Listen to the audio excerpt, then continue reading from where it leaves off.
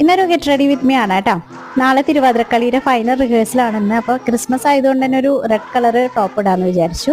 സാധാരണ ദിവസങ്ങൾ ഇങ്ങനെ ഒരുങ്ങിയിട്ടൊന്നും പോകാറില്ല കേട്ടോ. സ്കിൻ കെയർ ചെയ്യും, മോയ്സ്ചറൈസറും അതേപോലെ തന്നെ സൺസ്ക്രീനും നല്ലപോലെ അപ്ലൈ ചെയ്തിട്ടാണ് കേട്ടോ പോവാറ്.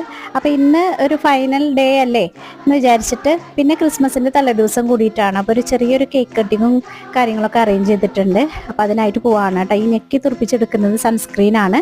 അത്യാവശ്യം നല്ല റേറ്റുള്ള സൺസ്ക്രീൻ ആണ് കേട്ടോ. അതുപോലെ തന്നെ ഇനി സൺസ്ക്രീൻ ഇല്ലാതെ ജീവിതമില്ല എന്ന് പറഞ്ഞ പോലെയായി. കാരണം എനിക്ക് സൺസ്ക്രീന് അപ്ലൈ ചെയ്യാണ്ട് പുറത്തിറങ്ങാൻ പറ്റില്ല, സൺലൈറ്റിന് അലർജി ഉള്ളത് കൊണ്ട് തന്നെ.